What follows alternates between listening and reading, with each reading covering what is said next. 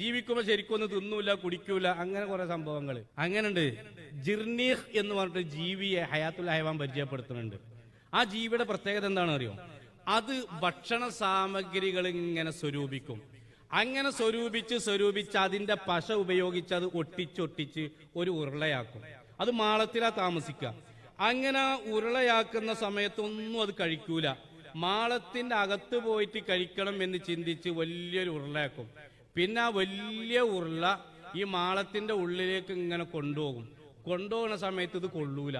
ഇത് കുറെ ഉന്തി വെക്കും, കുറെ അയിമ കൈരി തള്ളി വെക്കും. ഇങ്ങനെ ഈ സാധനം ഇങ്ങനെ കുറെ ഉന്തി വെക്കും, തള്ളി വെക്കും, ഉന്തി വെക്കും, പോകൂല. അവസാനം വിശപ്പ് സഹിച്ച് ആ അധ്വാനിച്ചത് മുഴുവനും അവിടെ ഇട്ട് ആണ് ചത്തുപോകും. അങ്ങനെ ജീവനെ പരിചയപ്പെടുത്തുന്നുണ്ട്. ഇങ്ങനെയാണ് കുറെ ആൾക്കാർ ജീവിതത്തിൽ ഊണൂല, ഉറക്കൂല, നിസ്കാരമില്ല, ഓത്തൂല, ഒരു പരിപാടിയില്ല, ഉണ്ടാക്കന്നെ. ഇതേപോലെ അവസാനം ഒരൊറ്റ മരിക്കലാണ്.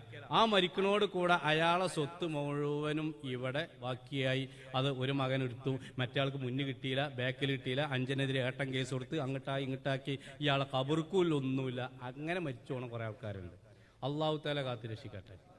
അതുകൊണ്ട് സ്വത്തുണ്ടോ അത് ഹൈറായ മേഖലയിലൂടെ വിനിയോഗിക്കുക എന്നുള്ളതാണ്.